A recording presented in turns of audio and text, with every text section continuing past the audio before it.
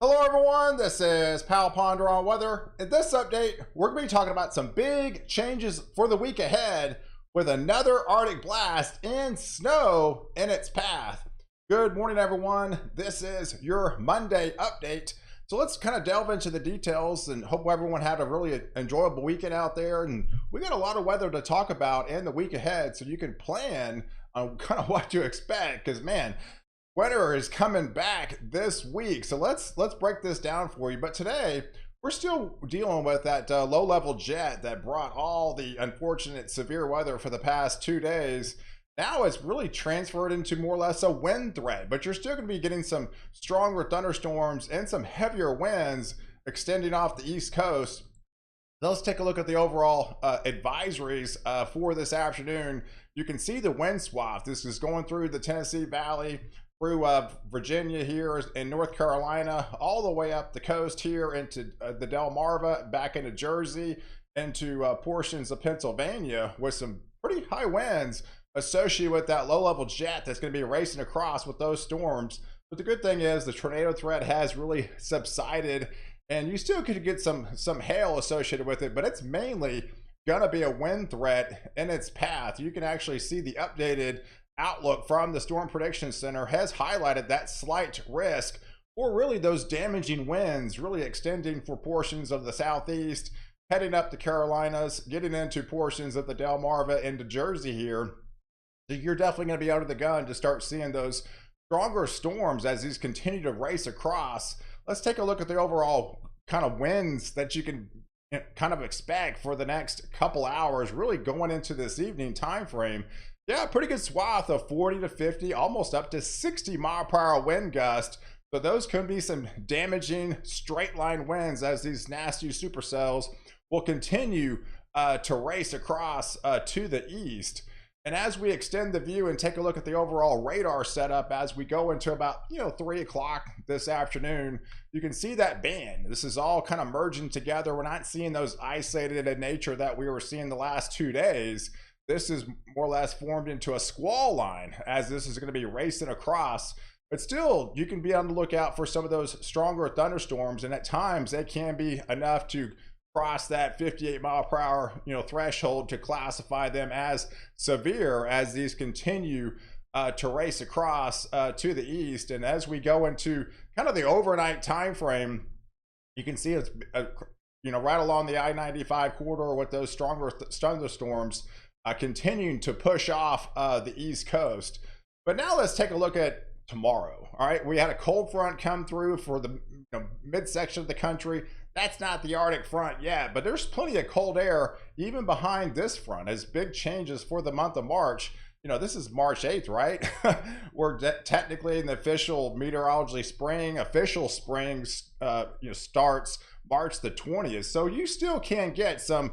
March is a transition month, and you can definitely get some pretty big swings in temperatures and definitely cold air, and that's exactly what's going to be on the table as we extend deeper into the week. So let's take a look at the overall setup for Tuesday. So with that colder air in place, you got plenty of temperatures, well below average for this time of year.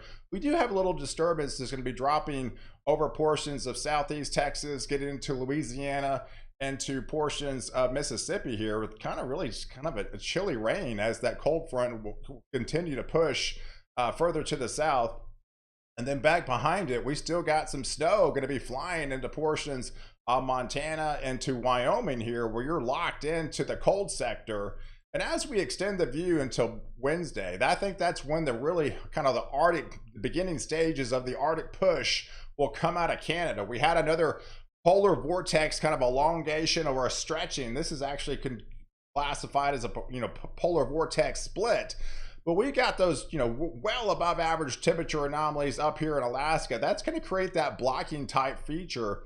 That's going to allow the cold air to plunge southward. It's got a lot of great teleconnections back behind it. Got a lot of great upper air support.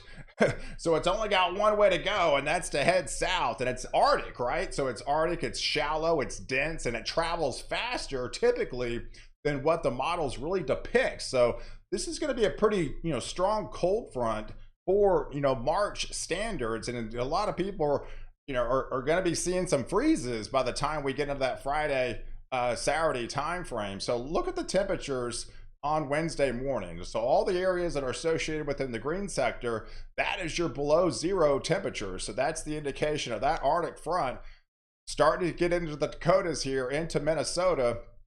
And this will only be plunging southward as we get deeper into the week. And in its path, it's got some snow, and it's going to be having a lot of lift associated with it. You can see the 1032 Arctic high pressure hanging over Montana. That's dropping the snow line. So as the cold air mixes in, we got a low pressure system right off into portions of Colorado here in the Texas Panhandle. And just to the north, we've got more snow flying in the Rockies into Denver, back into portions of Nebraska, getting into Kansas by then. As we have that little disturbance down here to the south, it's still going to be bringing some rain showers as we get into your Wednesday afternoon time frames for portions of the southeast. And we still got some cold air in place with this little northwest flow setup into portions of Pennsylvania, getting into Jersey, into Long Island, Massachusetts, and Connecticut, along the Cape here, as well as Rhode Island, with some snow into your Wednesday afternoon. But look at the temperatures by the time we get into that Thursday afternoon time frame. You can see the Arctic surge continue to plunge southward. I mean, these are kind of like afternoon high temperatures, folks, of well into the teens and 20s. So that's definitely still Arctic air. It's going to be making a beeline southward, kind of rebound in portions of Texas and Louisiana and portions of the South. But that's just waiting into the wings of that colder air that's going to be really, extending going into that Thursday afternoon time frame. And with that Thursday afternoon time frame, you've got the snow still extending into Colorado, getting back into Arizona here. And yes, more snow, unfortunately, for Iowa, where they got ravaged by all those tornadoes. They've got snow on top of that tornado damage right now, and you're going to be more snow as we get into that Thursday time frame for them. But that's just going to continue to drop the isobars, drop the, tighter these are, that's the wind gradient. So the tighter these little isobars are, that's the heavier winds are going to be, as these winds are going to be plunging from the north, bringing that Arctic air down southward. But take a look at this little low pressure here that's going to be hanging off back into New Mexico, and the cold air travels faster, so this is going to be lagging behind. So typically when that occurs, you're going to be getting some snow that's going to be breaking out through Friday afternoon. So there's the temperatures by Friday morning, extending all the way down into Arizona, getting into New Mexico, well into the 20s. I mean, guys, that's some cold stuff for, March the 11th time frame by then. 25 in the Texas Panhandle, 23.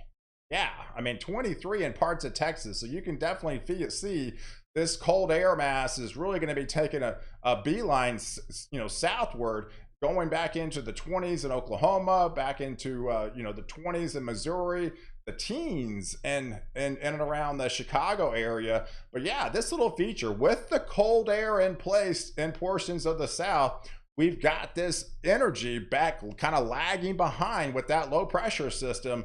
And as this continues to move across, this is going to create some lift associated with it falling into the Arctic air. So as we get into that Friday afternoon time frame, yeah, you could be having some snow. Yes, snow breaking out into Oklahoma, into portions along the Red River, getting into portions of North Texas, as this low pressure system will be, kind of overrunning these conditions.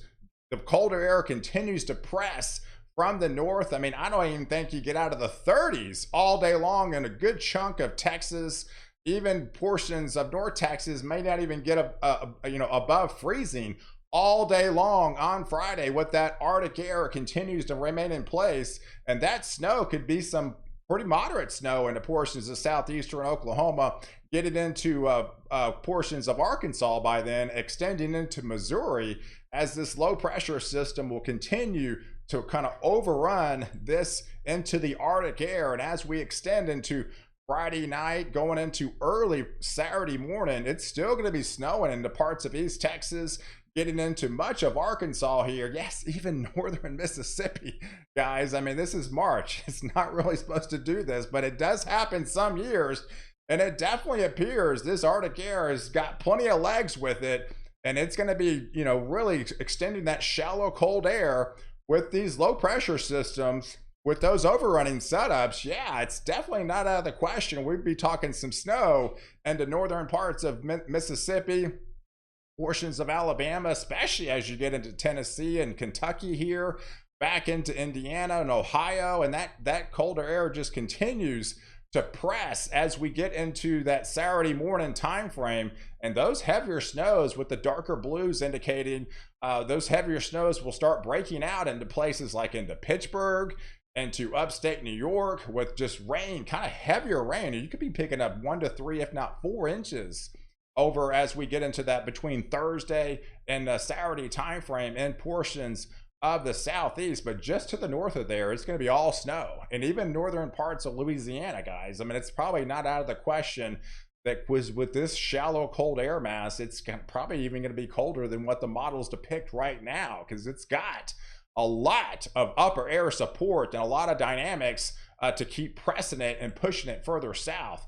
And look at the temperatures by the time we wake up on Saturday morning, that March 12th time frame. You got widespread 20s into Oklahoma and much of New Mexico here, even single digits into Kansas, into Arkansas, teens into Arkansas, 20s in Louisiana, into Mississippi and Alabama. I mean, teens in the Kentucky, teens in Tennessee.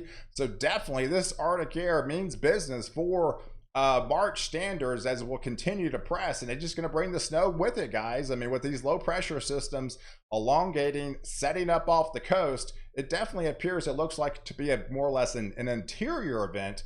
But as we get, this is 6 days out from now, so there's going to be plenty of cold air that's going to be pressing from the north, off that northwest flow. So yeah, don't rule out the I-95 corridor for getting possible snow with this particular setup, because it's just we're 6 days out from this particular setup. But heavier snow for sure into the interior regions. And look at the upper air support that's going to have. I mean, it's got plenty of cold air with these troughs going to be diving off the northwest flow by then. So yeah, definitely as we extend the view going into that Sunday time frame, and the snow will continue to fly into portions of Vermont and New Hampshire, going back into Maine here. This low pressure system will finally make its beeline off the East Coast, but it's going to leave a pretty good snow swath in its path. So look at the temperatures as we wake up, your Sunday, March the 13th time frame. I mean, all these widespread 20s for a good chunk of the southeast. I mean, all the way down to the coastline, guys, even Florida. Yes, Florida Panhandle is going to be seeing freezing temperatures as we get into that March 13th on Sunday time frame. So yeah, this cold front means business. And look at Savannah, 32. Yeah, so that's definitely some cold Arctic air. And you thought you were done with winter. That's just not going to be the case, because we got plenty of cold air that's going to be on the table this week, and it's going to affect a good chunk of the country as well. So let's break this up as far as the overall kind of the model blend. So I split this up between, say, the West Coast and the East Coast. So you can kind of see where the precipitation will fly this week, and much of the Pacific Northwest, parts of the coastline here will be getting some rain showers, a little bit heavier amounts as you get into the Intermountain West. And a lot of this is actually going to be in the form of snow, portions of Kansas, getting into Nebraska here, back into Oklahoma. And yes, even portions of Texas are going to be seeing some snow, and there is your snow. So we got some heavier snows moving back into Montana, back into Idaho, back into Colorado, back into portions of New Mexico here, even the Texas Panhandle, yes, Oklahoma. I mean, even some of the latest model guidance has even these amounts even higher than that, but I'm kind of showing you the blend right now because, at least we're looking at some snow going to be in portions of North Texas, and yes, even into Oklahoma, getting into that Friday and Saturday time frame. Then we'll shift off to the East Coast and show you that heavier precipitation I think is going to be on the form of pretty much all rain and a good chunk of Georgia, getting into the Carolinas here, into portions of North Carolina, as this will continue to race across. And just to the north of there's the heavier snow. So we could be looking at a pretty good swath into portions of Iowa again, back into Illinois, back into Indiana. Yes, the Ohio Valley's not going to be done with snow. I think you're going to be adding to those totals up here with a good 4 to 6 inches. Well, of course, we'll fine tune these as we get a little bit closer, but this is right now the model blend, kind of a summary of all the models of what we're kind of looking at the moment. And yeah, it's not out of the question with those low pressure systems and with that deep shallow air, you could be looking at more snow. Yeah, snow in portions of North Texas, into Oklahoma, into Arkansas, into north parts of Mississippi and Alabama, getting into Tennessee, and a little bit higher amounts as you extend into PA, back into Pittsburgh areas as we go deeper into the week. So hey, I appreciate you guys watching. Do like this video and definitely leave your comments below. And don't forget to subscribe to my channel. Catch the latest update where I protect you before and after the storm.